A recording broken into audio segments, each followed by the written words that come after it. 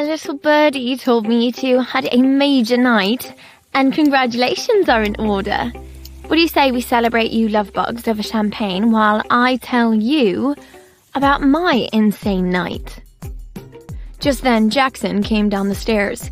He suddenly stood a little straighter the second he clocked a pretty redhead with sparkling green eyes in the foyer. His gremlin energy went out the door, and he attempted a charming smile. Oh, hi, I'm Jackson. Hearing the flirty intention in his voice, Sunny rolled her eyes at him. Meanwhile, Grace blinked in confusion over the stranger that just materialized on Max's stairs. Oh, hello. Sunny quickly chimed in. Grace, this is Jackson, my little brother. Brother? As in, you have a second one that isn't Nico? Sunny shrugged. It's a long story, but Jackson and I actually grew up together, so he's in a whole different ballpark from my non-existent relationship with Nico. Jackson strode forward with too much swagger. And who might you be? You have the most striking eyes. Max shook his head, and Sunny blurted out, Keep it in your pants, Casanova. She's 6 years older than you. Sunny glanced at Grace. Don't mind him. He flirts like pretty girls are going out of stock. Hey, I was being friendly. Sure you were. Grace awkwardly chuckled as she slowly absorbed all this information. She then turned to Jackson and kindly said, It's very nice to meet you, Jackson. I'm Grace, Max's cousin, and one of your sister's oldest friends. Jackson looked down at the champagne bottle in Grace's hands. So, what exactly are we celebrating? Max and Sunny shared a tenuous glance, knowing this was news that would have to be shared with the bratty Jackson delicately. Sunny searched for the right words. Well, Max and I... But Max calmly stopped her. You know what? Why don't you go with Grace so you two can catch up and have girl talk? And Jackson and I will chat and study. Sunny was taken aback. You sure? Max nodded, composed. Go, pop the champagne with Grace while it's still cold. Grace grabbed Sunny's arm with excitement. You heard him. Let's go. I need every detail immediately. The second they vanished, silence settled across the foyer. Confused and a little suspicious, Jackson slowly turned back toward Max. Okay. So, what is it that the two of them have to talk about? For now, Max opted to just reply. Family.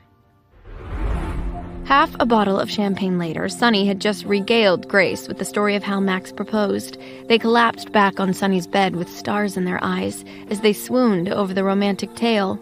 Grace gasped softly. That is somehow both the most romantic and the most nerdiest proposal I've ever heard in my life. Sunny laughed into the mattress and sighed. I know. I loved every minute of it. Grace rolled over and pointed at her. You two are literally soulmates. Disgustingly so. Two giant gaming nerds who were made for each other. Sunny hugged a pillow to her chest, smiling helplessly. Can you believe he proposed to me? Inside Supernova. Grace giggled, then suddenly sat upright on her knees, her champagne buzz fully activated. Tell it to me straight. Am I going to be your maid of honor or what? Because if that's the case, I need to start organizing a bridal shower and a bachelorette party ASAP. Sunny nudged her. Of course you're my maid of honor. The job is all yours, babe. Grace topped off both their glasses. All right. Then I gotta know, when's the wedding? Sunny blinked back at her, realizing that was something she and Max had not even discussed yet.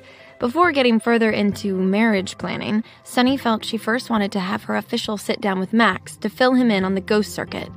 That way, she could finally feel like they were both 100% all in on each other's lives. But, of course, Grace knew nothing about that. Sunny winced sheepishly. I guess we didn't get that far into the planning talk of it all. It was pretty impulsive. Grace shrugged. No matter, you two have together forever to figure out the details. As Sunny shifted on the bed, her eyes drifted toward the chair in the corner where Grace had abandoned her purse and shoes earlier. That was when she noticed a wrapped gift bag sitting beside them. Wait, what's that? Don't tell me you're so on the ball that you already got us an engagement gift. Grace let out a tense breath before admitting, Oh, that is a gift to me from my latest client, Enzo Belmonte. Sunny leaned in, nosy. That's super cute, lawyer. Is something going on there? Grace gave Sunny a stern look. Don't go there. It's actually a very messed up, complicated situation, and if all that he told me today is true, it's a rather sad one. Sunny's expression softened. Why do you look so torn up about it? Grace exhaled.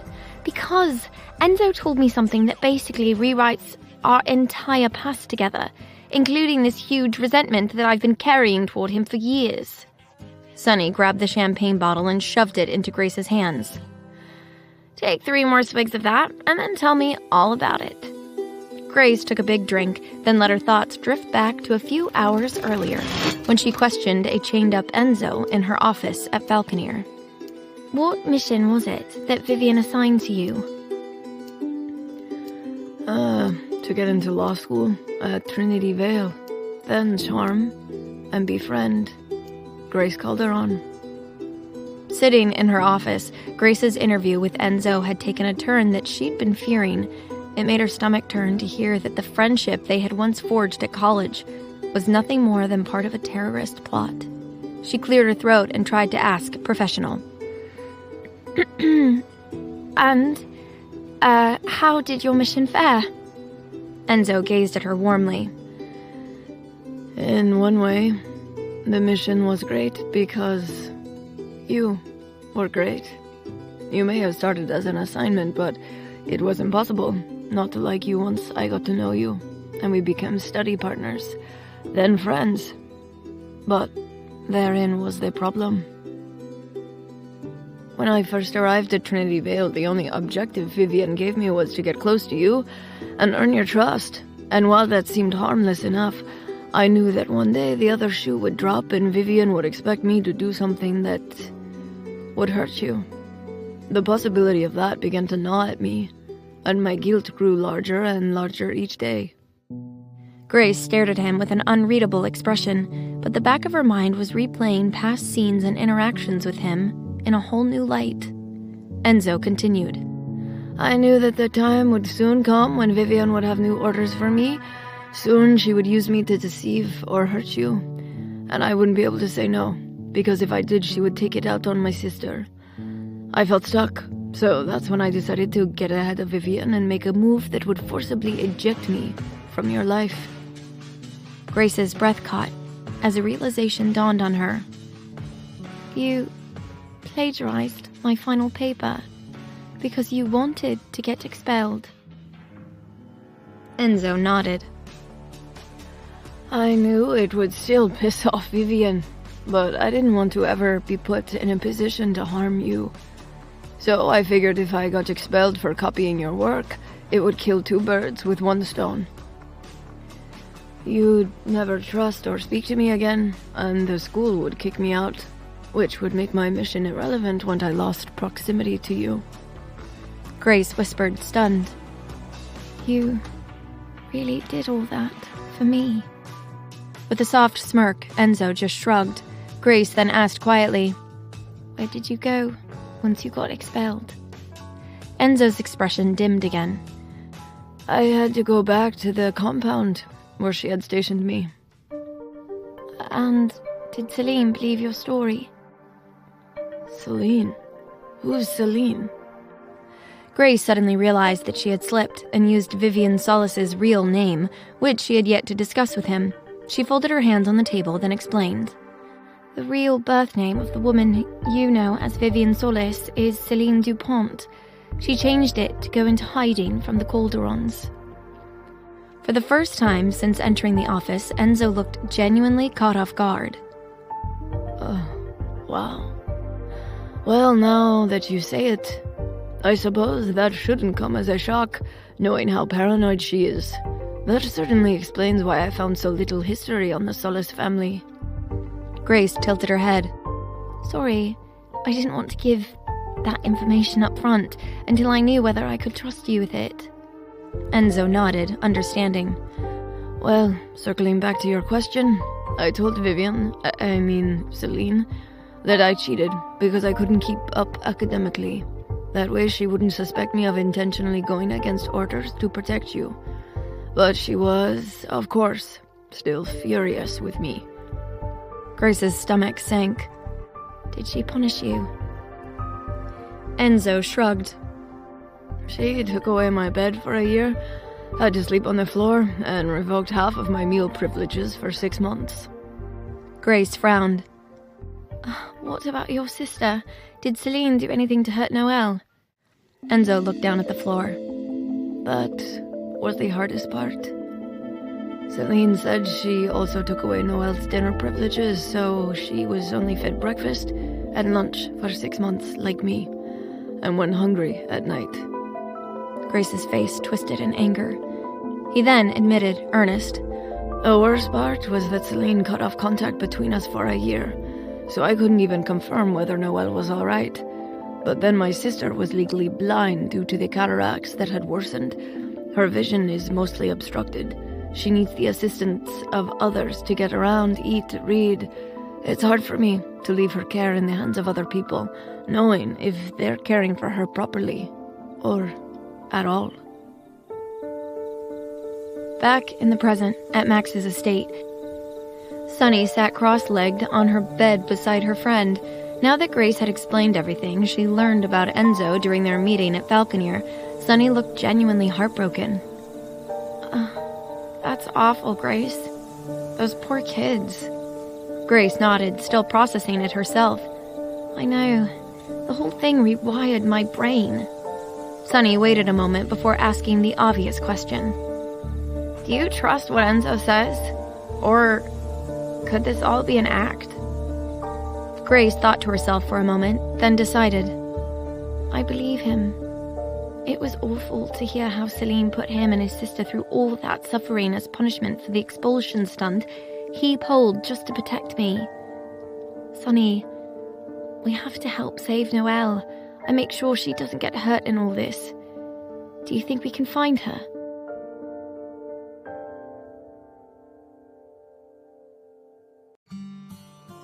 Sunny, we have to help save Noelle and make sure she doesn't get hurt in all this. Do you think we can find her? Seated on her bed, Sunny could see Grace's genuine sadness and concern for Enzo's sister. Reassuring, she squeezed Grace's shoulder. Now that we know Enzo's sister exists and that Celine's holding her captive somewhere, we'll make it our mission to find her. Don't you worry. Grace nodded solemnly, and Sunny added, Quinn and Emmett will be going on a road trip in a few days to search all the properties we suspect are connected to Celine. So we'll make sure they scour every location to find Noelle. And hopefully the real Esmeralda as well. We're gonna save her. I promise. As Grace smiled softly, her phone suddenly rang. Looking at it, she recognized Enzo's number. Oh, sorry, it's Enzo. Grace then quickly answered, worried something was wrong. Hey, what's going on? I was just seeing if you got home safe, since there's a whole army of cult crazies out there wanting to end the Calderons. Grace blinked, taken aback by his reason for calling. Well, I travel with the security detail, so you don't have to worry. Plus, now that I'm officially your attorney, it's my job to worry about your well-being. Enzo's lips curled up. So, are we officially in business then? Are you saying I have a rep? Grace nodded. We'll be sending a contract over for you to read and sign in the morning. I look forward to receiving it. Hearing his enthusiasm, Grace rolled her eyes.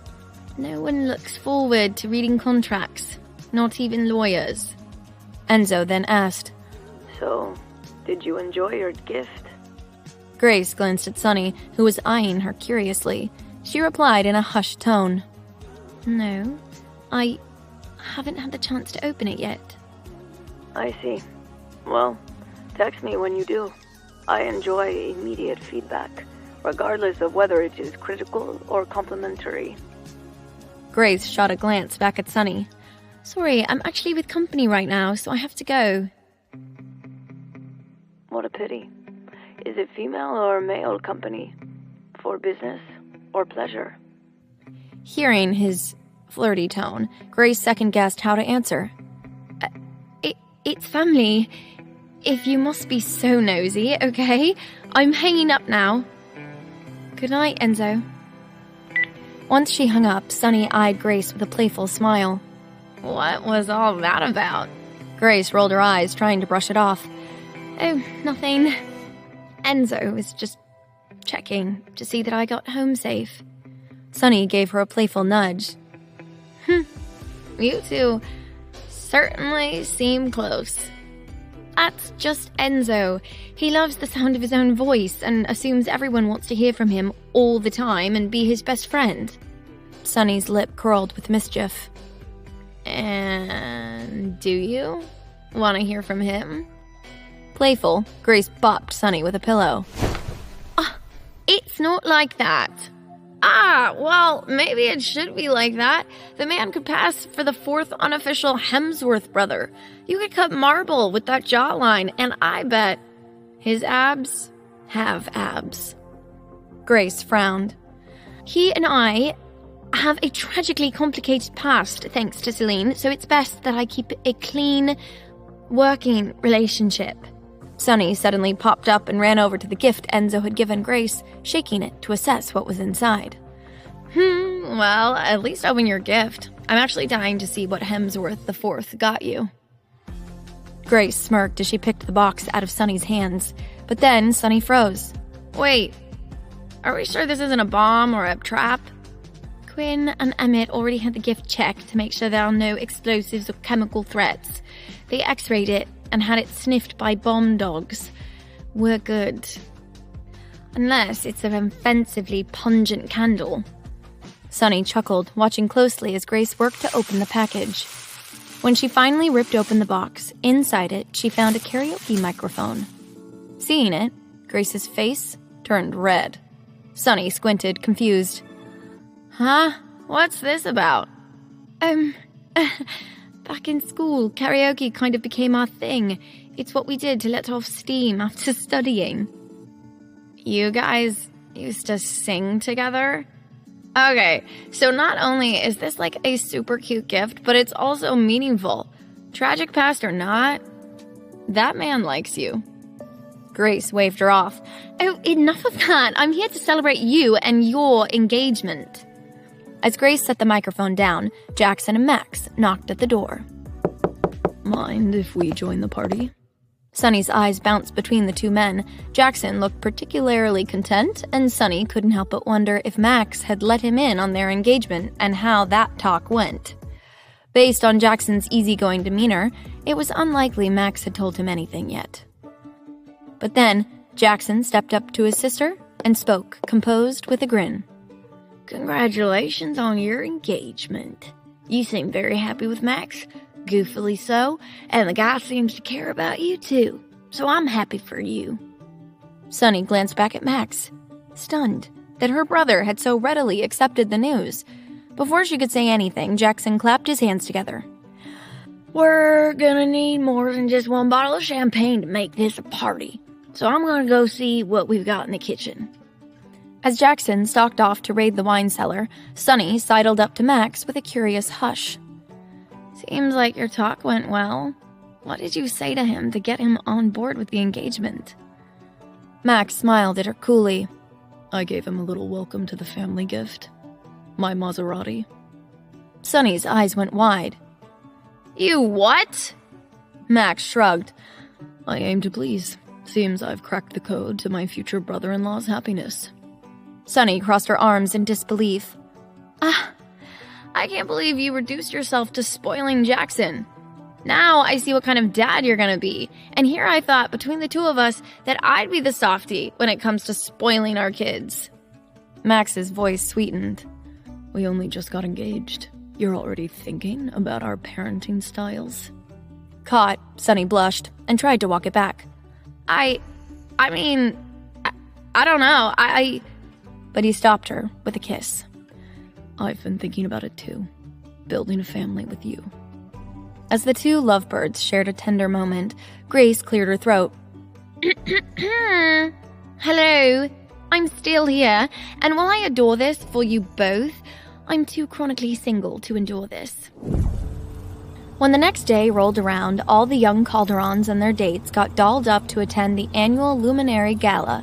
The event was organized to celebrate the brightest and best of Spain's young professionals who demonstrate a dedication to excellence in humanitarian work. But for the Calderons, this was also the sting on the Vega family, who had planned to frame Luca Calderon for murder at tonight's event. As the gala was being held at the Hotel Real de Madrid, an IIB surveillance van was stationed outside on the street, covertly watching every move. In that van, Quinn, Emmett, Carmen, and Felipe prepped the rest of the team for battle. As Emmett and Quinn worked on getting their walls of surveillance cameras up and running, Carmen ran a check of their comms. Hey, team, can everyone inside the hotel hear me? Over the comms, the team took turns confirming. I copy you, Aunt Carmen, and thanks for all of your efforts in advance to prevent my framing. Jordan here, ditto to what Luca said. Aries chimed in next. Chris, and I hear you loud and clear. We're at the entrance looking at the seating chart now. The Vega family went all out and bought an entire table. Luca, Jordan, Max, and Sunny are assigned to sit with them. Back in the van, Quinn squinted, confused. Why are Belen and Gilberto attending? I thought this was a gala for young professionals. Aries radioed back. You'd be correct, but tonight they're the guest of honor. I guess you can be whatever you want if you donate a sickening amount of money to help clean up your tarnished reputation.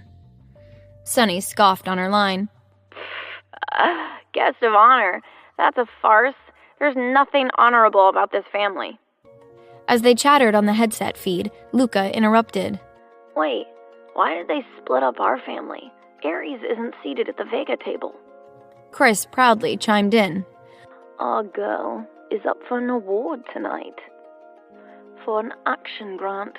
Since my family nominated her, we'll be sitting with the olds of the Flores gang, Uncle Pablo and Aunt Soraya. But I promise I'll circulate so I can help monitor the Vegas with everyone else.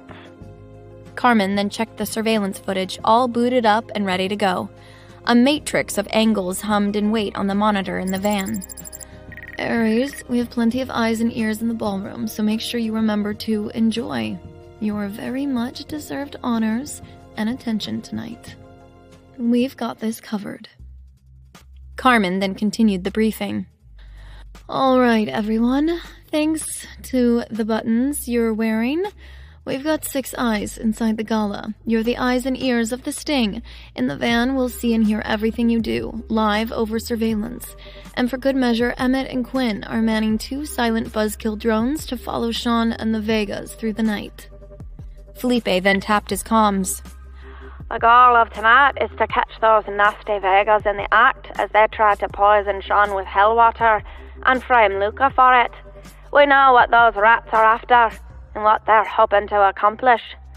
What we're fuzzy on is the how, so keep your eyes peeled, stay on your toes, and make sure to keep an eye on our Luca boy. Carmen chimed back in. We got a few insights into what kind of tech and weaponry the Vegas are likely utilizing tonight. It's a given that Hellwater will be involved, which they probably sourced from Celine. But we also know that Santiago went to a lot of trouble to steal a swarm of wasp drones, which are used to covertly inject people with any drug of choice.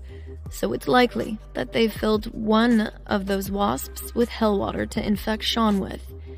Keep an eye out for those. Felipe grinned, eager for the takedown. For that very reason, we've procured a swarm of wasp drones of our own, which we will swap out with the Vega's evil wasps, meaning by the end of the night, tonight's sting will have literally stung the Vegas in the arse. In their surveillance van, Felipe continued to brief their team on the handling of the wasp drones. By the end of the night, tonight's sting will have literally stung the Vegas in the arse. Once we execute the swap, the Hellwater-filled bugs will be safe in our custody, and the imposter wasps will be filled with nothing more than a bit of special water. Over comms, Chris chimed in. And what exactly is this special water? Emmett tapped Atlas and responded. That was my idea. The special water is a mix of regular H2O and fluorescein, which is a non-toxic dye often used in surgery. Curious, Chris volleyed back with another dose of questions. And why is it that we're going to let Santiago use the imposter wasps to prick people with medical dye? Quinn responded quickly. It's quite a genius idea of Emmett's. The purpose of it is to catch Santiago in the act of attempted murder, but without actually letting Sean get murdered. So, when Santiago uses one of the imposter wasps to infect Sean with our safe special water, fluorescein will get injected into Sean, and then, when he's examined for forensics later tonight, the fluorescein that was injected into Sean's skin will light up under a UV light. That is how we will prove Santiago used a wasp drone to inject Sean with the intent to kill him. Quinn turned to Emmett. Did I get that right? Beautifully explained. Felipe chimed back in. One of the most crucial steps of this mission will be for us to swap Santiago's wasps with ours. That is a priority. That way we make sure Santiago no longer has Hellwater-filled drones at his disposal. Carmen nodded, then delivered final instructions. Everyone report to your places and make sure to note anything odd or suspicious over comms. Just then, there was a knock at the surveillance van door. When Felipe opened it, he found Sonny and Max standing there, dolled up for the gala. Well, don't you two Hellion soldiers look snazzy? I heard wedding bells will be a-ringing and congratulations are in order. Max smiled, nodding. Thank you, Uncle Felipe. From inside the van, a gasp ricocheted as Quinn sprang up. No way.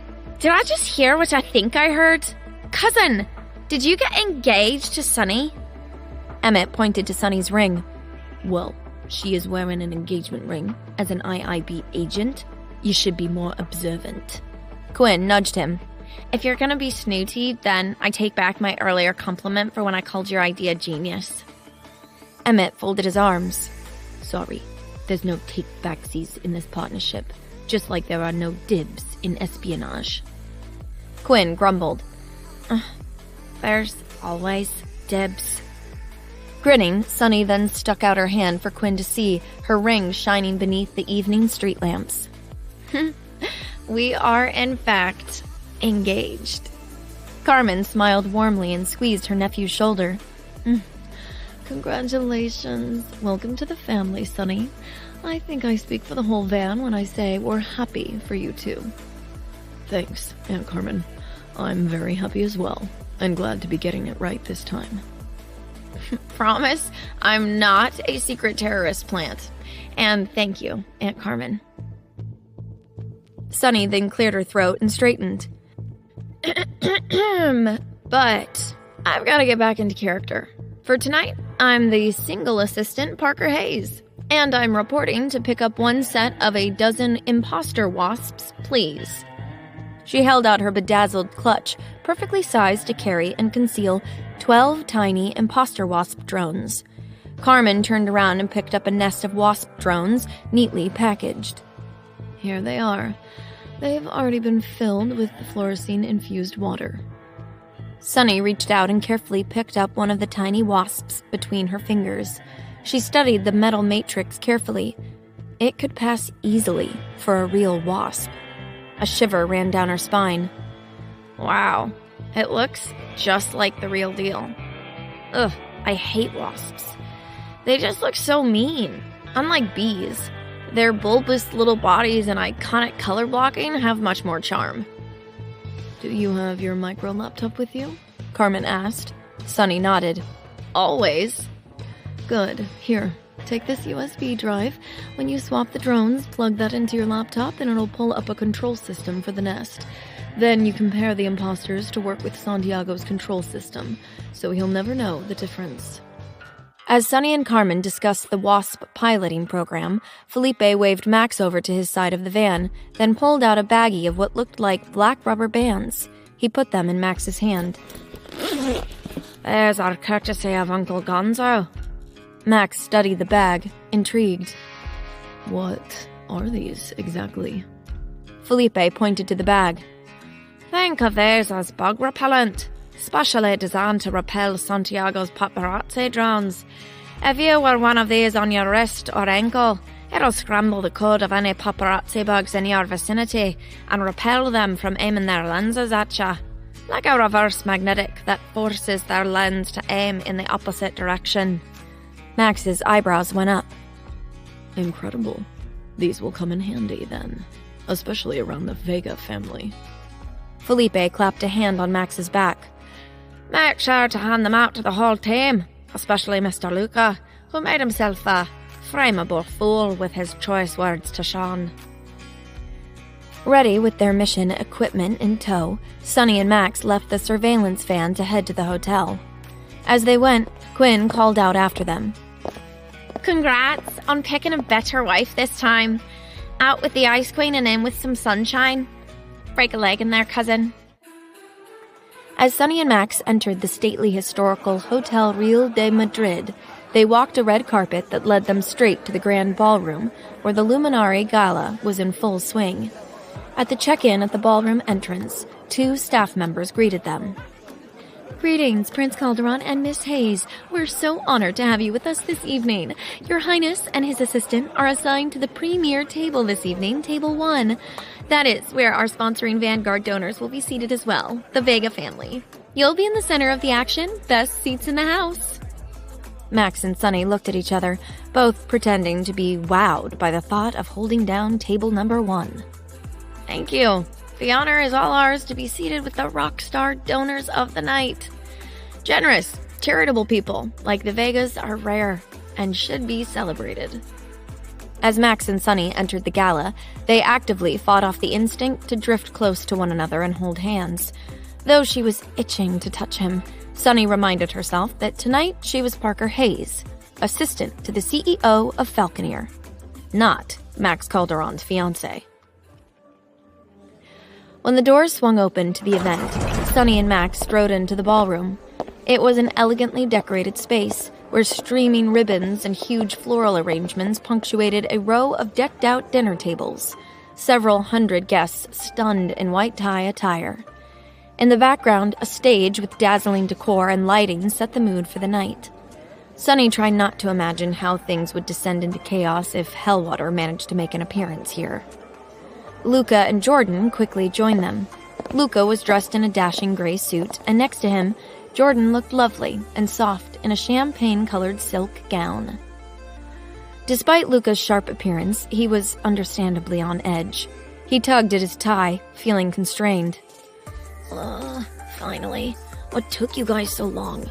Did you see our table? It's already full of sharks. Already seated at the central table were the Vegas, Belen, Gilberto, Santiago, his sister Isabel, and, of course, her date for the night, Sean. The Vegas had gone all out to dress to impress in coordinated outfits of black and gold, and even though they were at the quote-unquote premier table of the night, the crowd seemed to avoid them like the plague. There wasn't a single guest hovering near the Vega table to greet or network with them. Seeing this, Max and Sunny grinned. It was clear the Vegas really were out of favor thanks to their fabricated news ordeal, which was artfully orchestrated by the Calderons. Jordan stared at Sean across the room, weirded out. I can't believe Isabel brought my ex as her date. It's so bizarre that Sean, of all people, ended up tangled up in the Vega's web. Luca exhaled. I guess it's my fault for letting my big, dumb mouth run big, dumb threats. But Jordan kissed him sweetly. I adore your big mouth, and I admire you even more for protecting my peace at the hospital by banishing that asshole. Sunny gathered the skirt of her dress. Well, we can't just stand here and stare at them all day. We're gonna have to go sit with the wolves in the den sooner or later. Luca groaned. Can't I just go sit at the Flora's table with Ares? Max clapped his brother's back. Sorry, pal. Well, in a way, you're the bait for tonight. So we gotta keep you dangled front and center for the wolves. So, to the Vega table you go. Luca grimaced. I can't say that I love being called bait. Don't stress. Look at all the people here. The Vegas won't be so bold as to do anything to anyone out in the open. Max took the lead as they sauntered over to their table. The air was tense as the Calderon gang gave polite greetings with plastered-on smiles.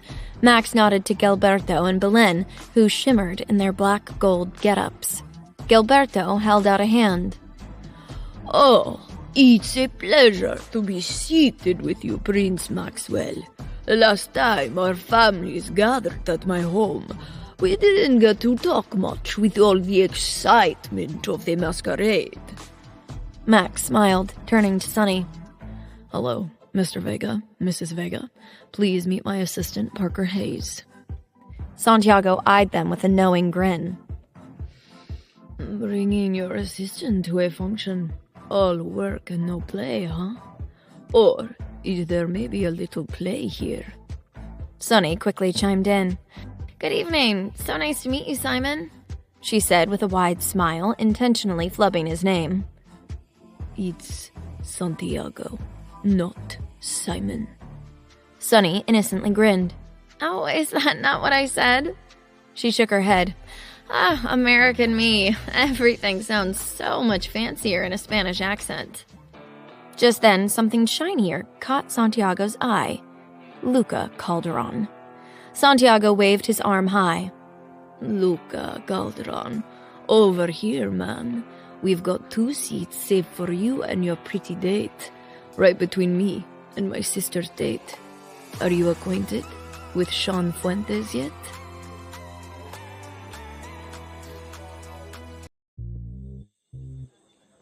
Luca Calderon, over here, man. We've got 2 seats saved for you and your pretty date, right between me and my sister's date. Are you acquainted with Sean Fuentes yet? In the Luminari Gala ballroom, a reluctant Luca glanced at his brother across the table. The Crown Prince gave him a calm nod, indicating he was to play along and go sit down. Not wanting to give away how tense he felt, Luca tried to loosen his shoulders as he proceeded to take Jordan's hand and walk over to who had to be the last 2 people on this earth that Luca would ever want to sit between. Santiago Vega and his Jordan's ex-boyfriend, Sean. Jordan squeezed Luca's hand, reminding him that she was right there with him. Luca barely reached his seat when Isabel suddenly jumped out of her chair and pulled him into an overly enthusiastic hug. There he is. You disappeared after our dance at the masquerade, cutie. I was hoping I'd at least earned myself a slow dance as an encore. Not bothering to entertain her flirtations, Luca immediately peeled himself free. Isabel, this is Jordan Marquez, my girlfriend. He wrapped an arm around Jordan's waist and pulled her closer beside him. Isabel showered her with fake friendliness. Oh my God, Jordan. Your dress is absolutely gorgeous. Where did you get it? I have to know. Jordan coolly looked down at her dress, then replied, One of the Calderon's royal designers lent it to me. I'm afraid I forget which one. But nice to meet you, Isabel. Stepping aside, Isabel gestured toward Sean. And, of course, you two must meet my date for the evening, Sean Fuentes. After an awkward pause, Isabel giggled. What? Is everything okay? Sean cleared his throat and calmly offered Luca a stiff handshake. Hey, man. How's it going? Luca accepted. Hey, Sean. Sean did his best to be polite. He didn't want any problems, and at the moment, he thought his biggest threat was whether Luca Calderon was going to embarrass him by chewing him out like he did last time they interacted. Poor Sean was the only person at the table who didn't know there was presently a giant target on his head. Isabel glanced between them with feigned ignorance. Wait. Oh, you guys already know each other. Just then, Carmen's voice came in over comms. All right, Jordan, it's go time. Make your move like we talked. Of everyone involved, Jordan was objectively the least natural fit to count on in a sting. Mainly because her anxiety and inability to lie made her inherently bad at espionage. But this sting was about protecting the person she'd come to care about the most in the world, Luca. So for him, she shoved down all her nerves and was determined to rock this thing. Isabel glanced between Sean and Luca. How do you and Luca know each other, Sean? What a small world. Before Sean could answer, Jordan cut in, prickly. Sean is my ex-boyfriend, as of literally just a couple weeks ago. She spun around to Sean. Is this Isabel chick your girlfriend? What the hell, Sean? We barely just broke up. Am I that easy to replace? Watching over surveillance, Quinn nearly choked. Oh, holy shit. Dr. Jordan Marquez came out to play tonight. Caught off guard, Sean quickly tried to calm Jordan down. Nah, Jay. It's not like that. This is my girlfriend. I only met her a couple days ago. It's not that serious. Isabel leaned against his shoulder. Well, not yet. But so far, things are going great. Sean's a sweetie. I really enjoy his company. Jordan pretended to harden with hurt. I can't believe you would humiliate me like this by showing up here with another date for everyone I respect and look up to see how little I meant to you. Was our whole relationship a lie? Lowering his voice, he tried to hush Jordan to do the same. Whoa, baby. You know you were my girl, Jordan. He hissed under his breath, trying desperately to de-escalate the scene. Despite knowing this was all an act on Jordan's part, Luca bristled. Okay, don't call her baby, man. And she's my girl now. Across the way, at a different table, Aries tensed. She'd been intently watching the scene at her twin brother's table. Not wanting to alarm others around her, she muttered to Chris. Oh no, I don't think Luca was supposed to get involved in that fight. Achoo! Bless you, Cupcake. Since when do you sneeze?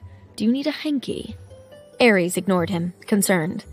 Should I go interrupt them before Luca gives people another reason to believe he wants to murder Sean? But before Chris could respond, they got interrupted by a parental ambush. Well, what do we have here? A couple of lovebirds. It was Chris's parents, Thomas Flores and Dr. Nadia de la Cruz Flores. Nadia wrapped Aries in a hug.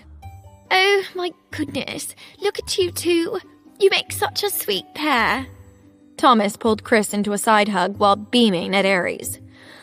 I dreamed of the day that Flores and Calderon might unite in harmony. Chris looked at them confused. Sorry. I didn't think you guys were coming to this. Wasn't it supposed to be Uncle Pablo and Aunt Soraya? Thomas bobbed his head regrettably.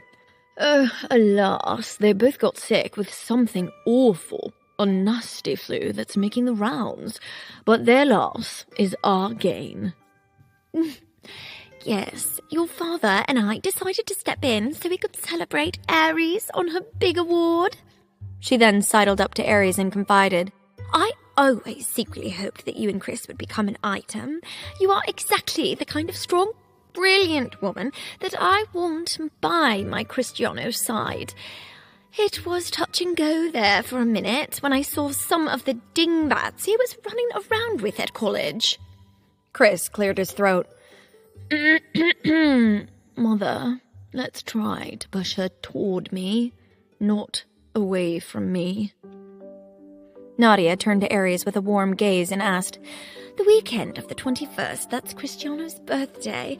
Say you'll come over for a special dinner? Nothing fancy, just an intimate gathering to celebrate our boy with us." Aries wasn't sure how to respond.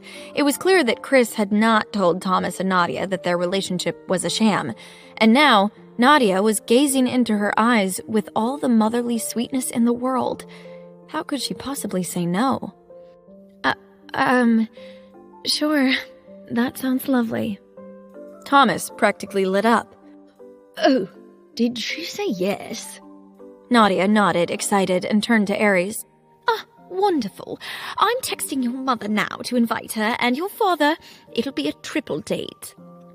Aries suddenly tensed, wanting to stop her. Oh, wait, actually. But before she could finish, she heard the whoosh of the sent text. And within a few seconds, a ding was heard in response. Nadia celebrated. Oh, your mother says she and Javier are free and would love to join. Oh, good. Meanwhile, Thomas clapped his hands together triumphantly. Oh, this is perfect. I cannot wait to have Javier over so I can finally gloat in his face. He grinned mischievously. I've been telling your dad for years that one day my boy and his daughter would fall madly in love and form a beautiful union of the Flores-Calderon lines. He nudged Aries proudly. You are more than welcome to call me Dad. By the way, especially in front of Javier, he'll get a kick out of it. Aries didn't say it, but she knew she would not be calling Thomas Dad in front of her father. Since she was a kid, her big brother Max had long told her the tale of the time he once dared to loudly call Uncle Thomas Dad in the middle of a restaurant, and their father grew so angry that he literally shattered his drinking glass in his hand. It was no secret that even though their families were close friends, Prince Javier held an unspoken resentment toward Thomas Flores. Aries soon began to worry about how many shattered whiskey glasses would come of this dinner. All the while, over at Luca's table, Jordan had Sean exactly where she wanted him. Did you ever even love me, Sean? Or that whole time were you just trying to get in my pants? Is that why you broke up with me? Because I wouldn't put out? Does Isabel put out? With Jordan coming dangerously close to making a scene, Sean quickly rose to his feet and tried to manage her. Whoa! Okay, hey, Jordan, why don't we take this outside where you and I can talk this out in private? Suddenly agreeable, Jordan quietly asked, Just you and me. Sean nodded desperately. Just you and me, no one else. Jordan let the tension linger for one long beat before quietly agreeing. Fine. She grabbed her purse, letting Sean swiftly usher her out of the ballroom. Outside the ballroom, Sean quickly guided Jordan away from the event and toward the hotel corridors, where he spotted a secluded hallway that promised some privacy. Tucked discreetly beneath Jordan's hair, her earpiece crackled with Carmen's voice. Okay, Jordan. Follow Sean and proceed down the corridor ahead. It'll afford you the coverage and privacy you'll need to execute your mission. Without hesitation, she continued to follow Sean deeper into the quiet hall. And Jordan, you did amazing back there. Just stay calm and we'll be with you every step of the way, watching and listening. You know what comes next, like we practiced. No, you just get him to take the drug. At the Hotel Real de Madrid, Sean and Jordan made their way out of the gala ballroom toward a private hotel corridor. Just stay calm, and we'll be with you every step of the way, watching and listening. You know what comes next, like we practiced. Now you just get him to take the drug. Hearing Carmen, Jordan nodded to herself and let out a slow, steadying breath as Sean led her to the deserted hallway. Jordan discreetly slipped a black rubber band around her wrist, one of the special anti-surveillance bands that Felipe had given to Max. Once they reached the quiet cove of the corridor, Jordan finally dropped the hysterical ex-girlfriend act altogether and agreeably leaned against the wall. Sean was surprised to see that she no longer appeared seconds away from dramatic public meltdown. Look, Jordan, I'm sorry things ended so abruptly between us, but... It's fine. You don't have to explain. You actually did me a favor. I'm the happiest I've ever been with Luca. Sean blinked, confused. It's fine? He froze, stumped by Jordan's sudden change in tone. A minute ago, she seemed ready to take his head off. Jordan gave a shrug. Sorry if I got a bit crazy in there. I think I just needed some air. My anxiety acts up like that sometimes, and I, spiral. But you know what I find really helps? Jordan reached into her purse and pulled out a small, sleek, metallic pen-like object. My vape. Sean's eyes lit up, pleasantly surprised. Oh, shit. You vape? Since when? Since we broke up. It helps me manage my anxiety.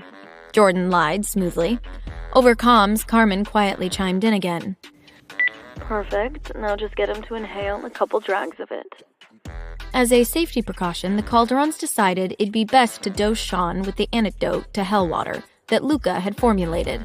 This was a preventative measure to ensure Sean wouldn't die or suffer, should the Vegas manage to infect him with Hellwater during their sting. Seeing Sean's gaze hungrily lock onto the vape, Jordan's lip curled up. Want to take a couple hits? Sean had never met a vape he didn't like. He spent most weekends stoned, and Jordan knew this well, so when it came time to figure out how to get Sean to take the antidote without telling him what was really going on, she immediately knew she could get him to vape it.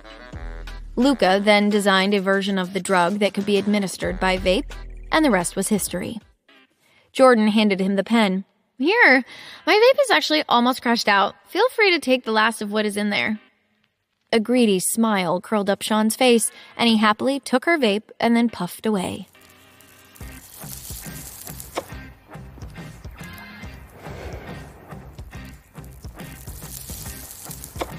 From the surveillance van, Felipe sang Jordan's praises. Nice job there, drug pusher. Perfect.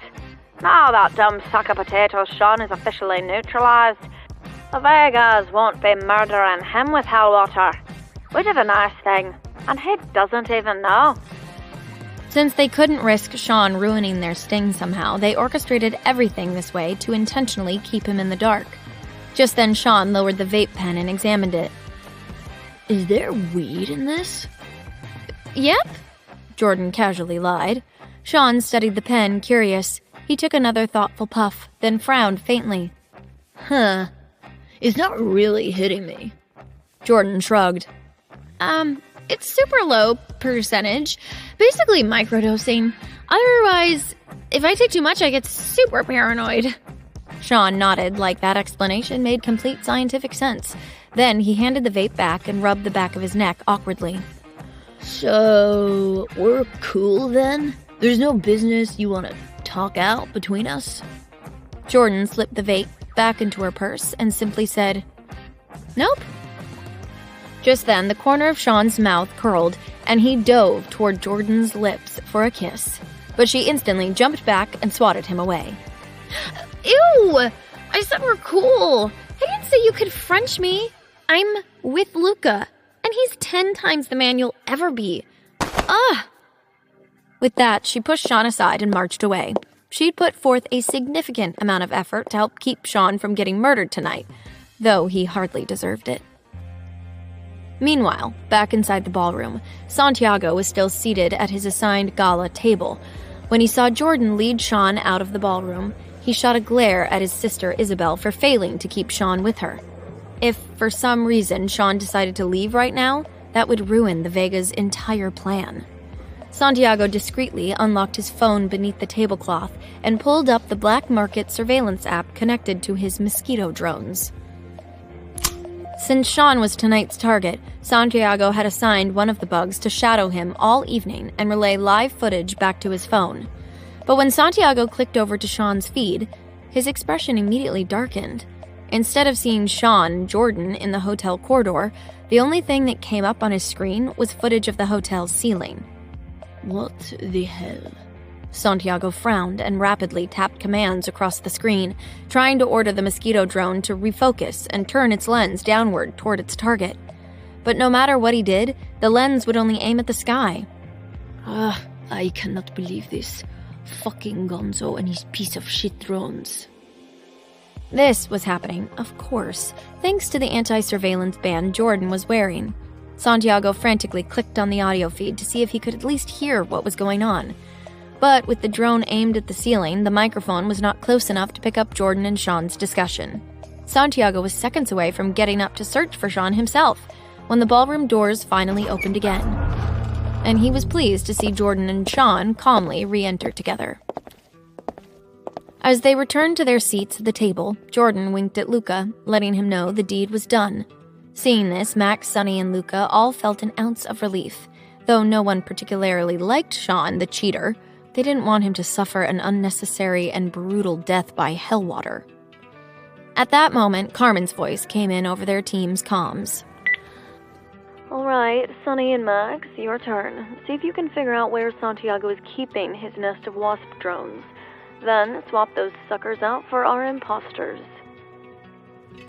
Sonny casually lifted her champagne flute to her lips. Roger that. As the gala around them carried on with speeches and polite applause, Sonny and Max leaned subtly closer together and began to covertly whisper, strategizing beneath the cover of the ballroom noise. Where could he be keeping them? Max's eyes flickered toward Santiago as he thought it through. The wasp drones don't hold their charge for very long. They're a subpar black market design, designed to fly for about 20 minutes max before they lose battery juice and poop out, so he's probably keeping them powered, charged up inside the docking nest. Sonny murmured, Exactly, which means they're likely nearby and easy to access quickly. She discreetly scanned Santiago from head to toe. The problem is, he doesn't appear to have any bags or items with him. He likely has it tucked away in his jacket, unless it's in his sister's purse.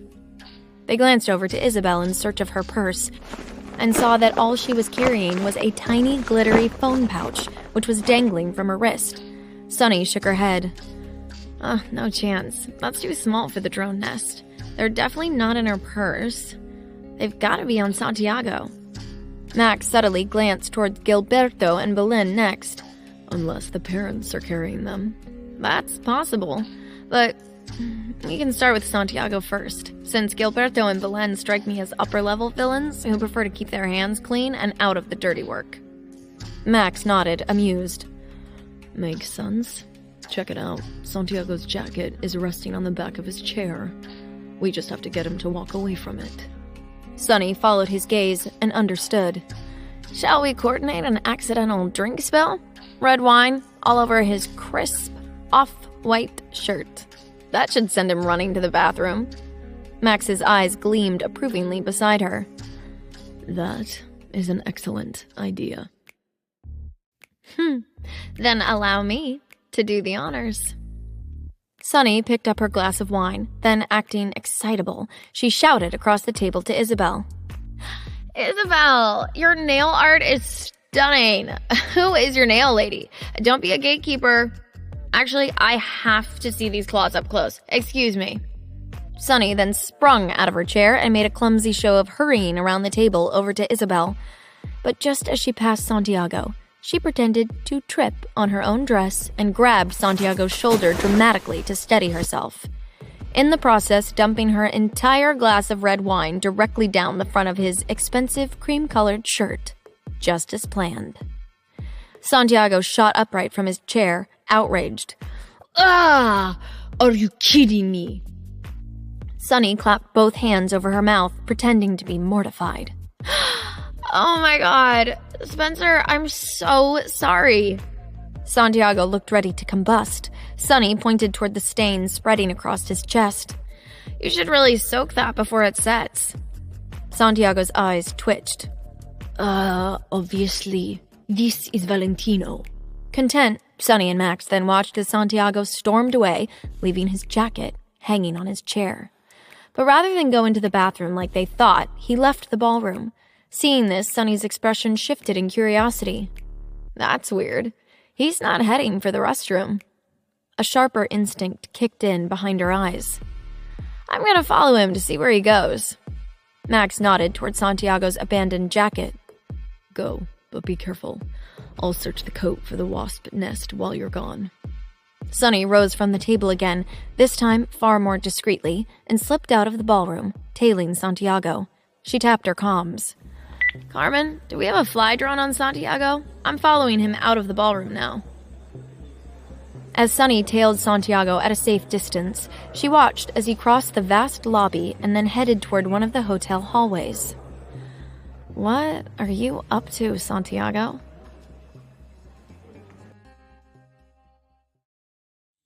Keeping several yards between herself and her target, Sunny shadowed Santiago through the quieter wing of the Hotel Real de Madrid.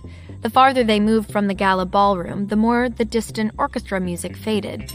Ahead of her, Santiago finally stopped outside a hotel room door, took out a keycard, and entered a hotel suite. She tapped her earpiece and reported, Santiago just entered a hotel room 27E.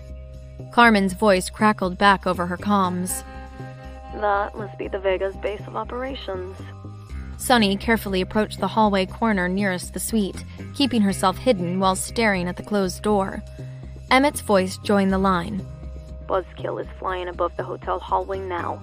It'll enter the hotel room via the crack under the door, so we'll have visibility on what Santiago is doing in the hotel room. Sunny's brow lifted.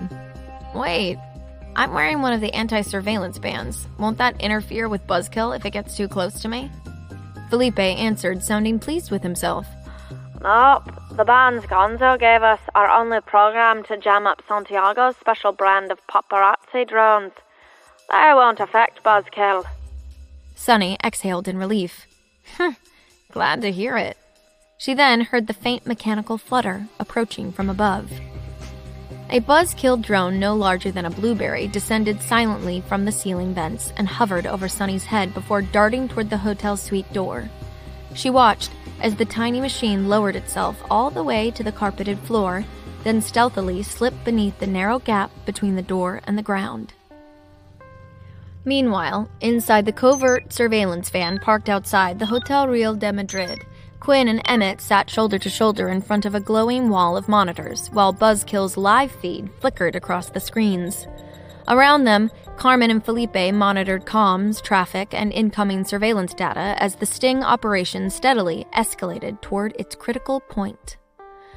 On screen, Buzzkill glided silently through the luxury hotel suite while Emmett piloted the drone deeper inside the room. Then, finally, the surveillance feed showed Santiago crossing toward the suite closet, opening its door. Quinn tapped her comms. Santiago has pulled out a fresh shirt from the closet and is changing into it. Not that it's a pertinent observation for our operation, but the weasel isn't much to look at. Quite the underwhelming physique. Emmett shot her a glare. Must you check out a target? Quinn shrugged, unapologetic. Just doing my job and noting all the information in front of me. For example, now we know he's got nothing on you, Emmett. With your muscles, you could take that shrimp out with one blow. A light smirk tugged at Emmett's lips as he shook his head. Thanks, I suppose. As Santiago then crossed the room, Emmett tracked him with Buzzkill as he went over to the desk and opened a compact metal case, plugged into the wall outlet beside the desk. Quinn narrowed her eyes. Emmett, can you zoom in on whatever is on the desk? On the screen, the case's content became clearer. Inside it sat 12 sleek mechanical wasps, docked neatly in charging ports. They had found what they were looking for, the nest. Quinn stared at the rows of tiny black metallic drones, each one horrifyingly realistic with delicate metal wings and needle-like stingers folded beneath their bodies. Ah, jeez. Those things are creepy. Carmen pressed her comm device. Sunny, we've got visual confirmation on the wasp nest. The drones are inside Santiago's hotel suite on the desk by the window. Nice work with the red wine spill. You practically walked him straight to the evidence.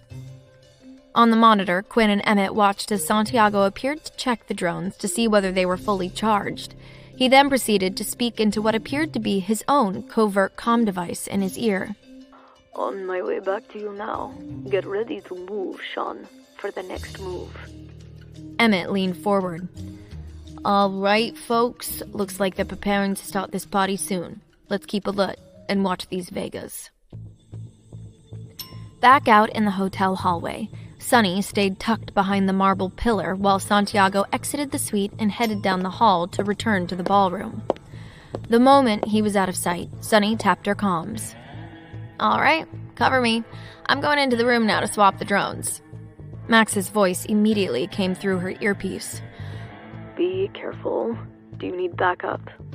Sonny smiled to herself at the concern in his voice. Negative. It's better if you stay in the ballroom and keep eyes on the Vegas. I'll be in and out in a jiff. Still concealed behind the pillar, Sonny slipped a hand beneath her dress and retrieved the tiny micro-laptop strapped discreetly against her thigh. The miniature screen flickered to life in her palm. Within seconds, lines of hotel security data streamed across the display as she hacked into the building's digital lock system. She swiftly navigated the tiny interface until room 27E appeared on the screen. And open sesame. The hotel suite door clicked open, and she quickly slipped inside. The moment she entered the suite, Sonny crossed directly to the desk by the window where the charging nest remained plugged into the wall. The 12 mechanical wasps sat motionless inside their dock like sleeping insects. Ugh, creepy little bastards.